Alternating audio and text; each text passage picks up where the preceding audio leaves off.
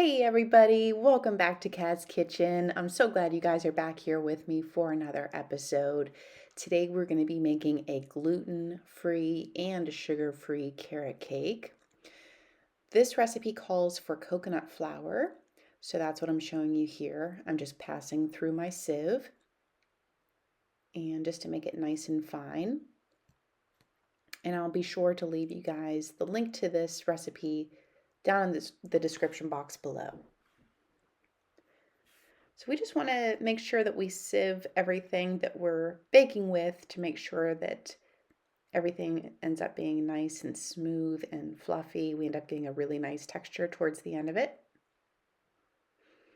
So I'm going to sift through all of my dry ingredients here, and then we're going to prepare our wet ingredients. I have two 9-inch circular cake pans that you'll see on my stove there, and I've already sprayed them. You can also line them with parchment paper if you'd like. Next, it calls for cinnamon. So we're going to be adding some cinnamon to this. I'm also going to sift this as well.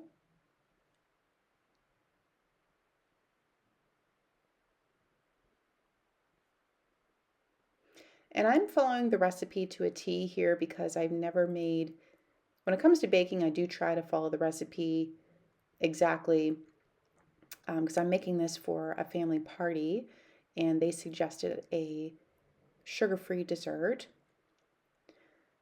But also whenever you're trying to make a gluten-free dessert on top of that, there's a lot more chemistry that's involved.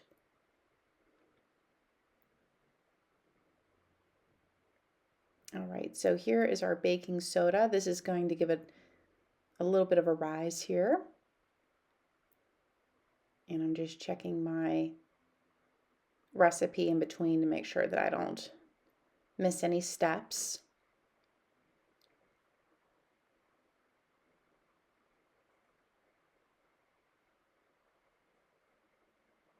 Also calls for baking soda. Now, the flavor of this cake turned out really, really nice. We enjoyed the flavor of it. You can definitely taste the cinnamon, and it does call for nutmeg as well. I'm almost certain nutmeg. But the one thing is, and I think it's because of the coconut flour, it's just a part of it being a gluten-free dessert. It was a little bit more on the dense side. It wasn't necessarily light and fluffy. And maybe that had something to do with the carrots as well. But this was my first time making a cake with coconut flour. So if you guys have any suggestions on making cakes or cupcakes or baked goods in general with coconut flour, please let me know. And I'd really appreciate that. So there I was just adding in our salt. This is our nutmeg.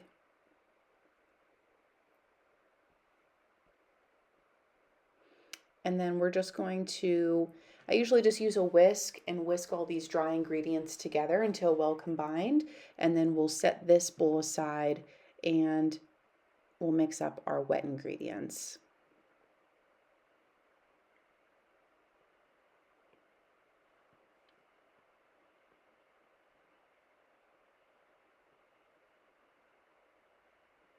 Or you can use a spoon too, like what I'm doing here. You just want to make sure this is incorporated before you start adding your wet ingredients so it doesn't change the texture of the cake. Alrighty, so here you can see I'm adding in our eggs that we need. I'm going to be using a hand mixer to whip all this together. If you don't have that, you could probably just use a whisk. If you have a stand mixer, you can use that. We just don't want to over beat our batter. And my compost bucket is right behind the camera, so that's why you see me tossing the eggshells behind the camera. I'm going to have some more garden videos coming up soon, and I went out just the other day to go check on our compost because we've been adding to it all winter long, and our compost looks really, really rich and beautiful and dark, so I'm really happy I'm definitely happy for that. Compost is one of those things that takes a long time to develop, at least a good year. And then, so what we're doing right now, is basically going to be for next year for the new compost and so on and so forth. So this is our sugar replacement, brown sugar replacement that we're using here. The recipe, I believe, calls for Swerve. I do use Swerve powdered sugar for the icing, but this is the brown sugar that I had on hand. Now, I think the cake batter actually just called for a sugar replacement for the cake, but I had the brown sugar replacement in my cupboard, so that's why I'm using brown sugar. You can decide to if you'd like to do that or not, but like I said, I just used it because that's what I had on hand. And I believe this is a stevia brown sugar replacement. So I'm just going to blend here, as you see, our sugar and eggs together till they're nice and dissolved. These are eggs from our local farmer, so these are fairly large eggs. We're going to do a pinch of salt. Always want to do a pinch of salt in all of your sweets. It helps bring out the sweetness, gives a little bit more depth of flavor. It also helps to not overpower the sweetness as well, just gives it a nice balance. Next, I have Greek yogurt here.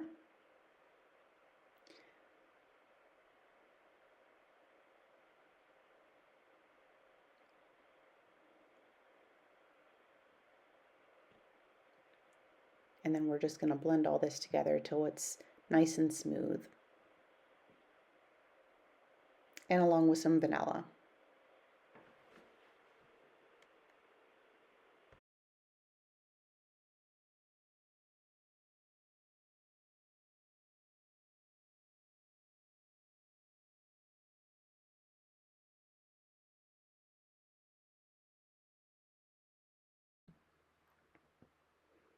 Let me know what type of desserts you guys like to make and if you guys make any gluten-free or sugar-free desserts. I know my family is kind of getting into that lately. Some of us, some of my family has had a couple of health problems and just wanting to stay healthier and whatnot. So we don't eat sweets that often. You know how often I bake. But every once in a while, at either a holiday meal, a birthday, or maybe very rarely for the house, we'll make a dessert. So if you guys have any great recipes for sugar-free, gluten-free, anything like that, please let me know in the comments and I would be grateful to look at that. So next what I'm doing here is we're going to prepare our carrots. So I have already washed the carrots that we're going to use. And next I have my bowl here. We're just going to shred the carrots right into the bowl.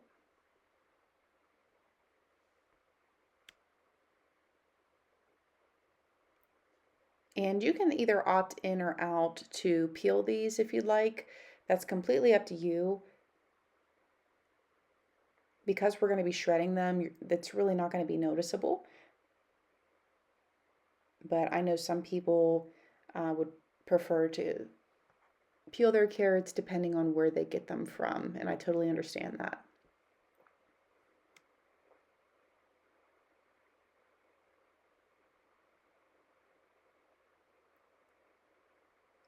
I'm just going to take a paring knife here and trim off the one end of the carrot, top and tail it, and then I'm going to shred it on my box grater here.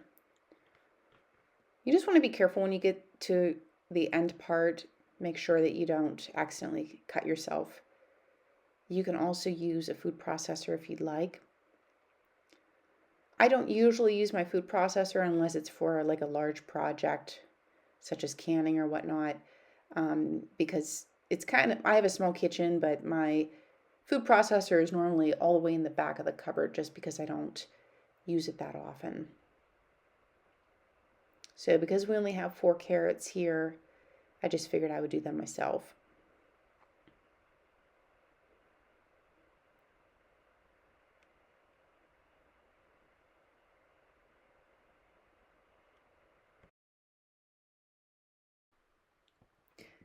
So this actually only ended up needing 3 of my medium-sized carrots. So that was perfect. So I didn't need the last carrot that I had prepared. So I'll just use that for something else.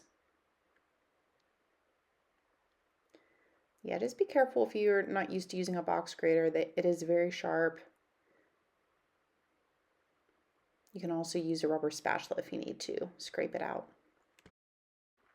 Okay, so now we're going to put our carrots in our wet mixture, and we're just going to fold the carrots into the batter with our spatula.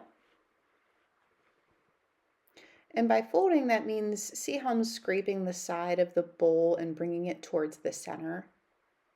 Anytime it says fold, that's what you want to do. Just gently incorporate whatever it says to fold in. Okay, so at this point I have folded in the wet and the dry ingredients together. Now I'm adding the batter evenly into both of my 9-inch cake pans that have been sprayed and prepared. Like I said, if you'd like to use a little bit of parchment paper, you can definitely do that as well. I had a little bit of stickage here, so I would recommend using spray and parchment paper and then spray again. But it wasn't too bad. I was able to cover it up with the icing. So I'm just scraping out the bowl nicely, and then we're just going to smooth down our batter. Like I said, the batter is kind of dense. I did follow the instructions, but I just think it's probably because a combination of the coconut flour that the recipe called for along with the carrots made it a little bit more dense. We are going to be making a cream cheese swerve frosting to go on top of this though. And I actually prepared these cakes the day before, and after they bake, we're going to let them cool, wrap them in cellophane, and then freeze them so that whenever we ice the cake tomorrow, we don't get a lot of crumb. And that's a little tip that I learned from watching a lot of videos.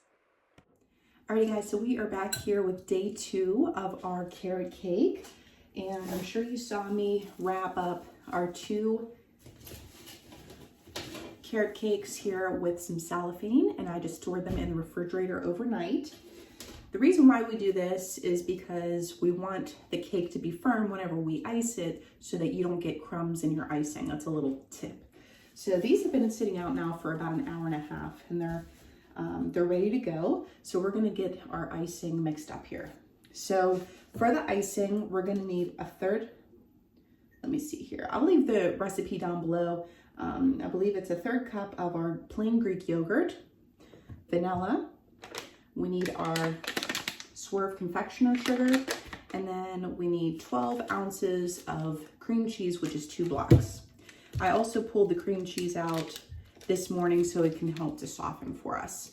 And that's all this icing has. So I'm gonna get everything mixed up here, and I have my little hand mixer, and it's gonna be really, really tasty. And then we're gonna get this iced.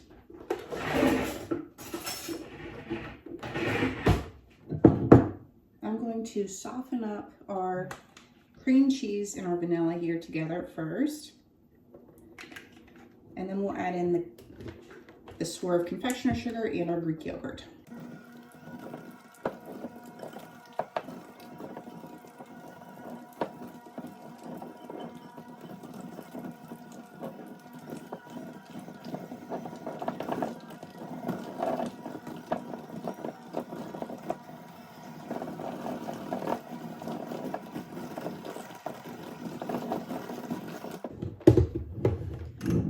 You just want to get it nice and soft like that. Next, we're going to add in our swerve.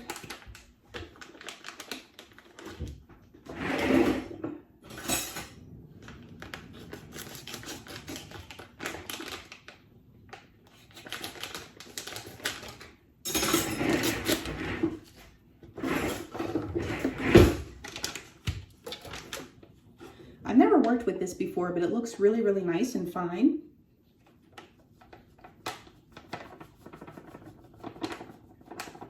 gonna start mixing this in, and then we'll start adding in some of our yogurt. And the yogurt is gonna give it some nice flavor, as well as help thin it out a little bit, because usually you would use milk in an icing like this. But we're just gonna follow what the recipe says and go from there.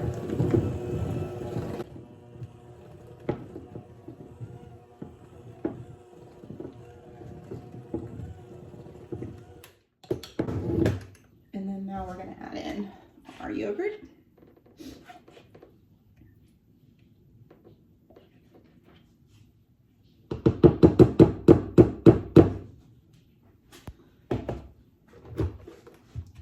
This is gonna help thin it out. So this icing was an absolute hit with the Swerve powdered sugar and the Greek yogurt, the vanilla. It really gave just a wonderful flavor. So even if you're looking for a sugar-free option for your icings, I would definitely recommend this one. This would probably taste good too if you wanted to omit the vanilla and do more of like a lemon.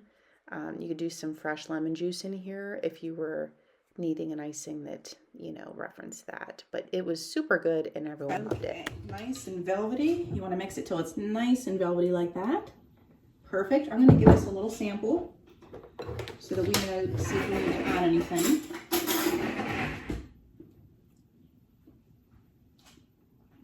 That's really good. I'm going to add in a little bit more Swerve. I really like the yogurt in this for a change. A little more Swerve, a little more vanilla, and a little bit more of our yogurt.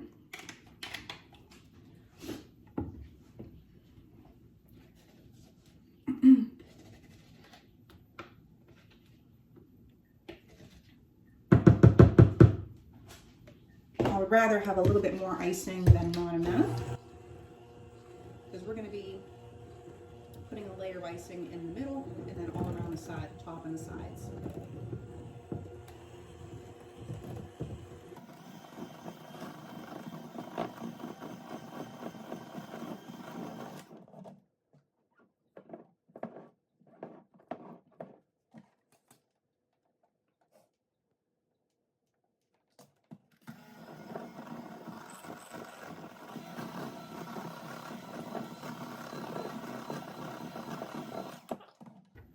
Give this one a taste.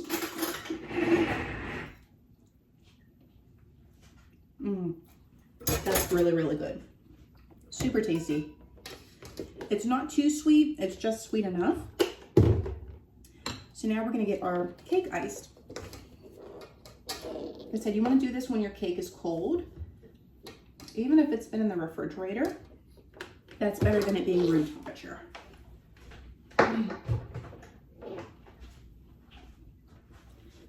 Clean out my mess here a little bit.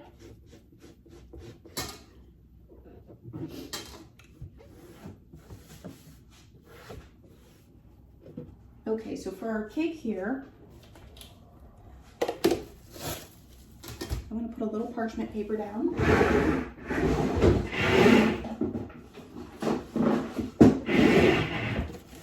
So that we can slip out these pieces from around the cake. And keep our platter nice and clean. So I'm going to get some scissors. All right, and let's see.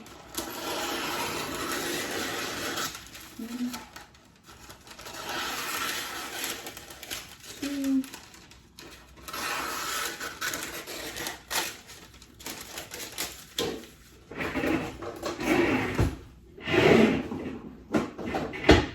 Now you could probably do food coloring in this if you want.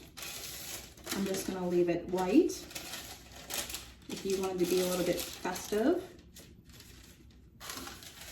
So I just have a platter here from the dollar store. Anytime I take a plate somewhere or cookies or a dessert, I like to use this one. It's easy for transporting. And then if, you know, I don't have to worry about necessarily getting it back. That's always a good thing. So a little bit of the cake fell apart a little bit out of the pan. So So I'm gonna put our first one down. And we did sample the middle yesterday because I wanted to make sure it did taste good. If you're gonna sample anywhere, that's probably the best point because you're going to be covering it up with icing anyway. So no one will ever know. Okay, so next, if you have an offset spatula, now's the time to use it. I do not have one, so I'm just gonna use my spatula here. And then we're just gonna ice this cake up and then get it ready.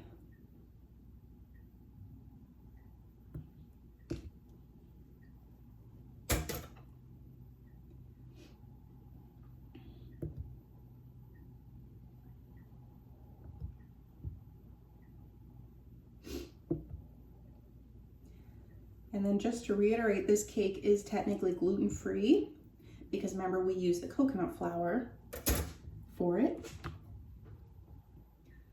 So that's always a good thing too. All right, so we're gonna put a good bit, I forgot to put a little bit on the bottom just so that my cake will stick to the plate. So I'm gonna do that, put a little dollop down here so that our cake will stay firm. And then we'll get a good dollop in the middle.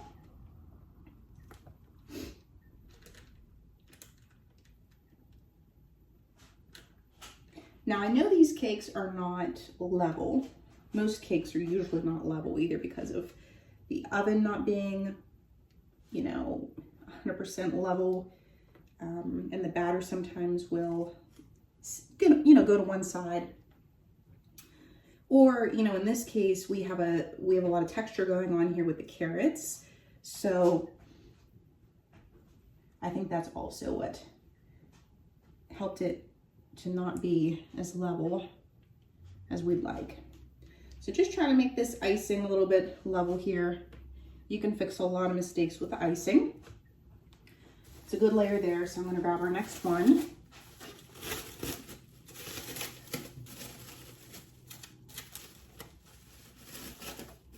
And the recipe says that this cake recipe will feed approximately 16 people.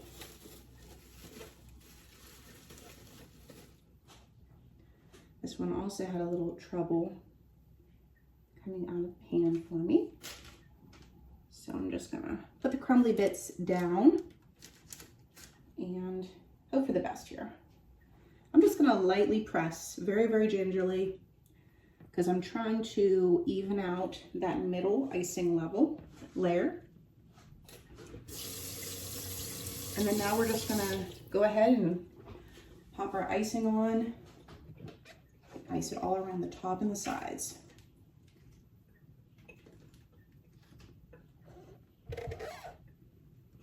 This is a really nice icing, I'm not gonna lie, like this is super nice. And like I said, neither the icing or the cake is very sweet. So I personally don't like a lot, when you're eating a dessert, I personally don't like too much of a sugary dessert. So I'm hoping they enjoy it too. They did, bringing this to a family event, and they did request a sugar-free dessert. So hoping they enjoy it, because this is something new for us. And if it works out, then we'll be able to make more desserts like this.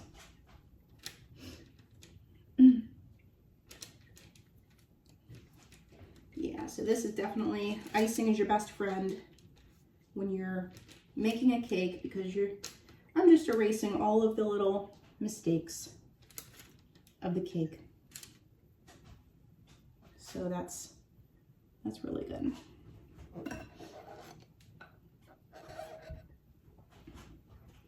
The sides of the cake for me are the hardest,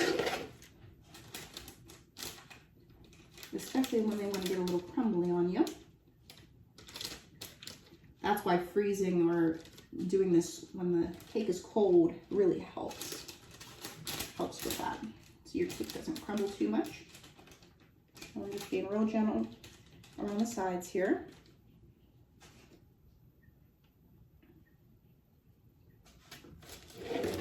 And if you have a little cake turner, that always makes things nice too, like a little Lazy Susan.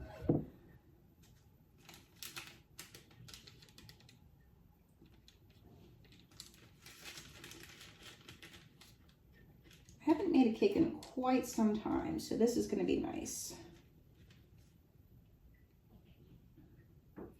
And it's really pretty. I love the white icing, and then when we cut into it, we're going to see the nice pretty carrot. And I'm glad I added a little bit more icing because, like I said, I think the sides really needed a little bit of some love, a little bit of that patchwork. So I'm just going to go around the sides now. I have everything coated, and just make sure that everything looks pretty on the sides, and then we'll finish up the top. I'm okay with it looking rustic. I just want all the cake to be covered.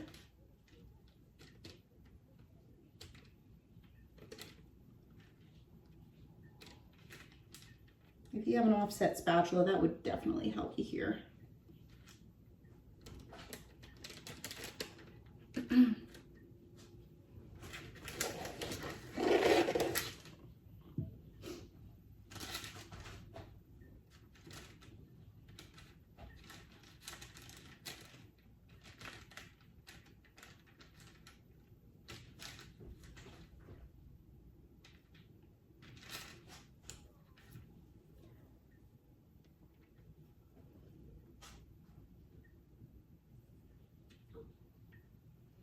Okay, I think I got all my sides pretty much as coated as I'm going to get them.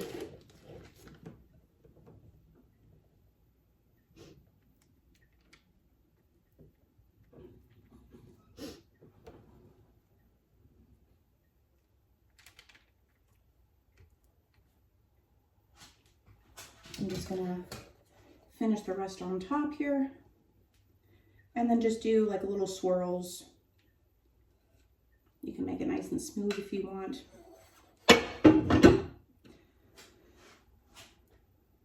So I'm just doing little swirls here, make it kind of match the sides. And I'll go back in and kind of do that with the sides as well. You can do little peaks.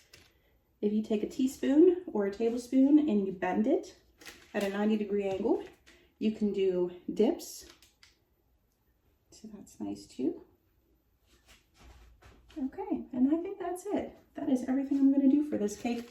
And then we're just going to pull off our little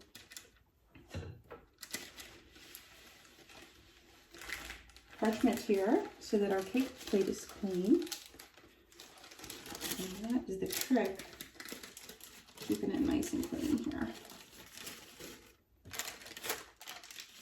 And then I only have to touch up a little wee bit. There we go.